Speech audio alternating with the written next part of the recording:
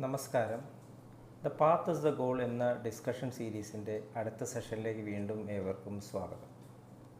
നമുക്ക് ആദ്യം മെഡിറ്റേഷൻ ചെയ്യാം. കണ്ണുകൾ അടച്ച് ശാന്തമായിരിക്കും.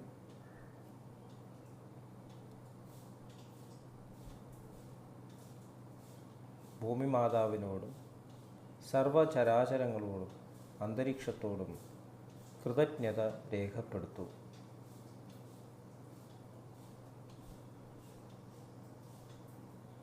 ഭൂമി മാതാവിൽ നിന്നുമുള്ള ഹീലിംഗ് എനർജി കാലുകളിലൂടെ പ്രവേശിച്ച് ശരീരം മുഴുവൻ വ്യാപിക്കുന്നതായും ശരീരത്തിലെ എല്ലാ ഭാഗങ്ങളെയും എല്ലാ കോശങ്ങളെയും റിലാക്സ് ചെയ്യാൻ സഹായിക്കുന്നതായും അനുഭവിക്കും.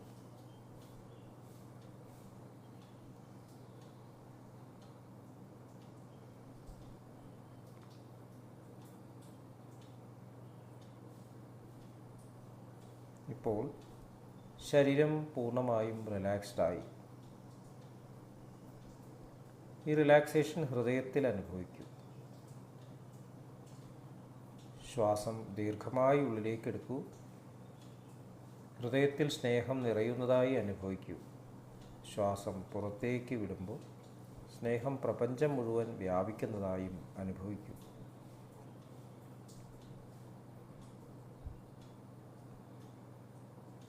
ഹൃദയത്തിൽ കുടികൊള്ളുന്ന സ്നേഹത്തിൻ്റെ സ്രോതസ്സിൽ നിന്നും ഉദ്ഭവിക്കുന്ന ദിവ്യപ്രകാശം മനസ്സിനെ ആകർഷിക്കുന്നതായി അനുഭവിക്കൂ. ആ ദിവ്യപ്രകാശത്തിൽ ധ്യാനം ആരംഭിക്കൂ. മനസ്സിൽ ചിന്തകൾ വരുന്നുണ്ടെങ്കിൽ മൃദുവായി അവയെ അവഗണിക്കുക. ദിവ്യപ്രകാശത്തിൽ ധ്യാനം തുടരുക. Please start meditation.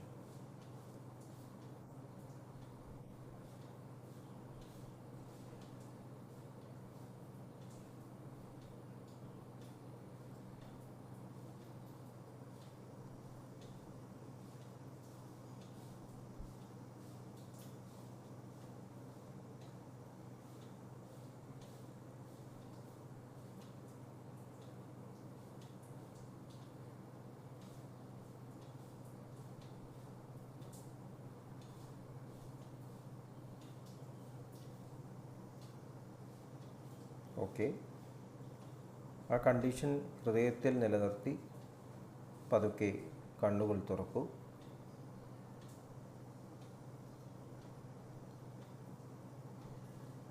എല്ലാവരെയും ഹാർദമായി വീണ്ടും ഹാർട്ട്ഫുൾനെസ് സഹജമാർ മെഡിറ്റേഷൻ സിസ്റ്റത്തിലേക്ക് സ്വാഗതം ചെയ്യുന്നു. എങ്ങനെ ജോയിൻ ചെയ്യണം എന്നതിൻ്റെ ഡീറ്റെയിൽസ് ഡിസ്ക്രിപ്ഷൻ ബോക്സിൽ കൊടുത്തിട്ടുണ്ട്. The path is the goal എന്ന ഈ ഡിസ്കഷൻ സീരീസിൽ ലിവിങ് ദ ഗോൾ,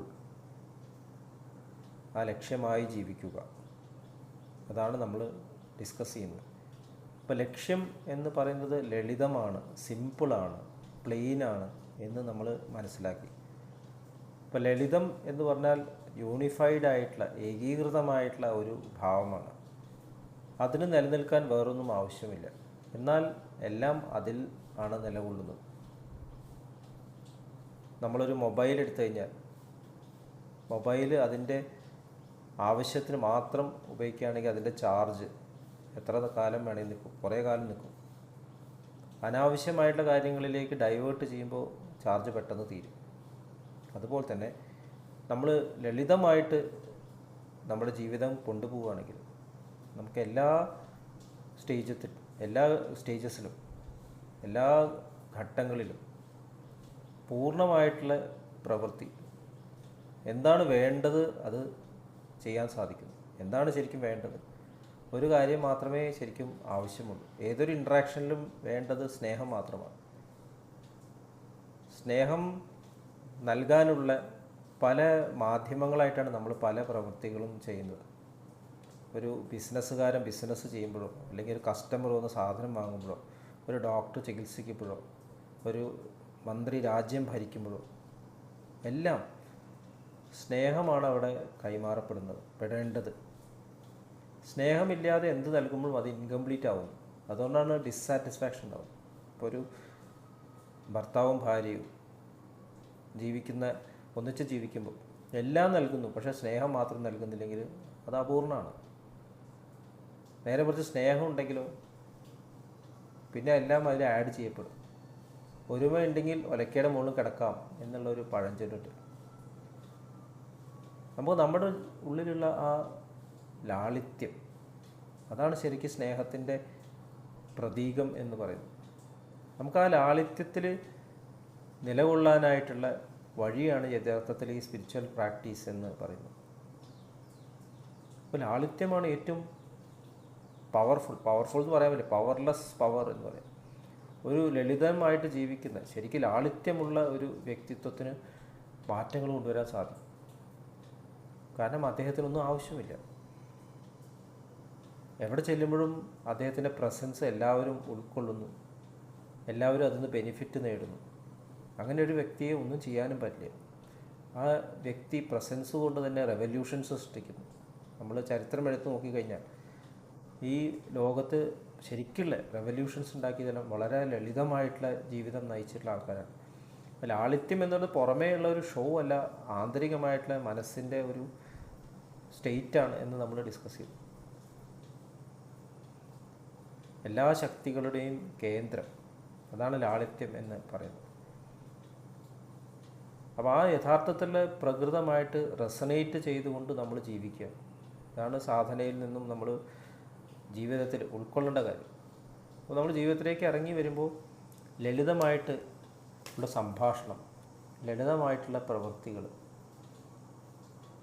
ആവശ്യമുള്ളപ്പോൾ വേണ്ടത് ചെയ്യുക, ഒന്നും അധികമില്ല ഒന്നും കുറവില്ല.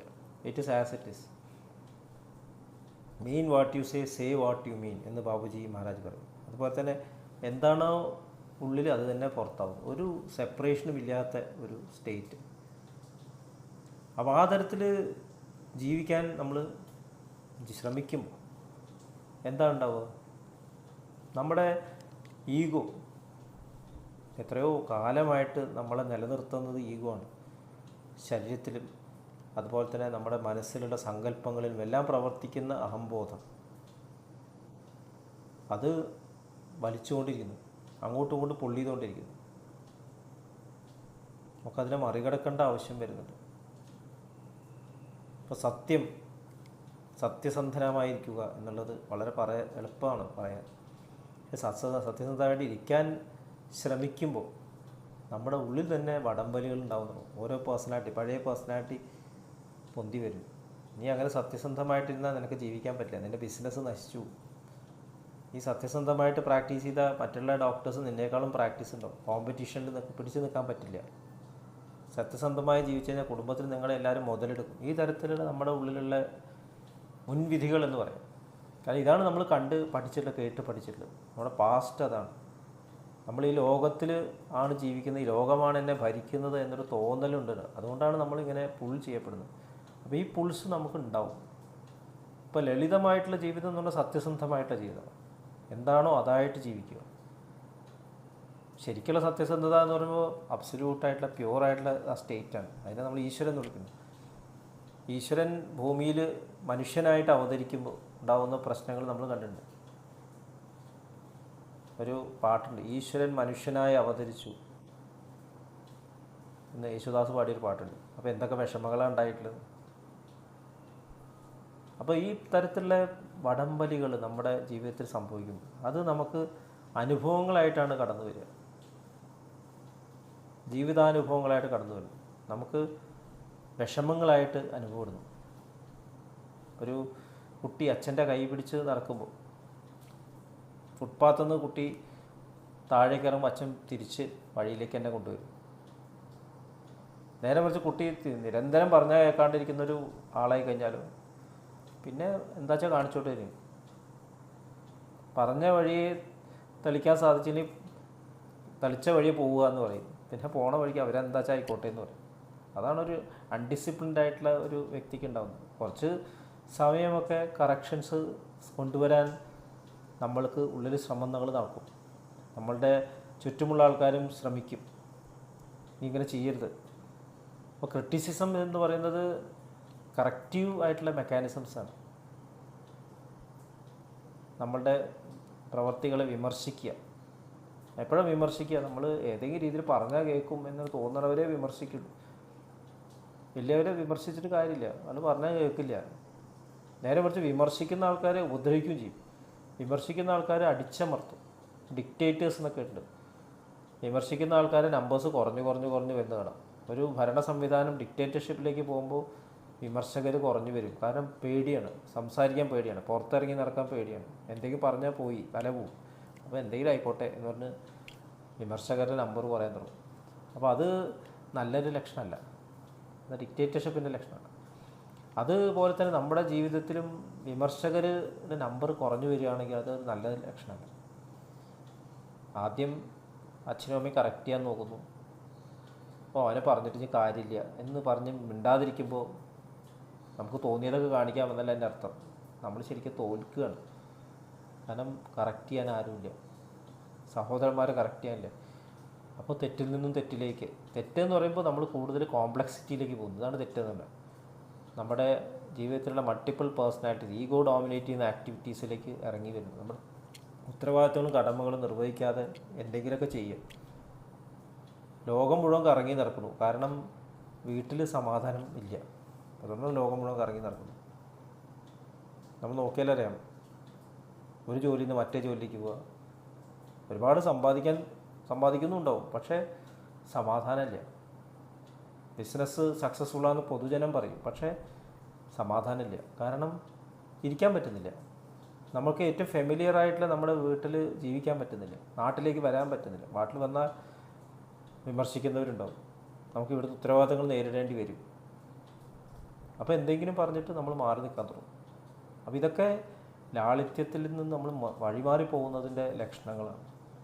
അപ്പോൾ നമ്മൾ അടുത്ത മാക്സിമിലേക്ക് കിടക്കുകയാണ്, സത്യസന്ധരായിരിക്കുക എന്നുള്ള ആ മാക്സിമിലേക്ക് കിടക്കുകയാണ്. അപ്പോൾ ലാളിത്യത്തിൻ്റെ ഒരു പ്രധാനപ്പെട്ട ഫീച്ചറാണ് സത്യസന്ധത.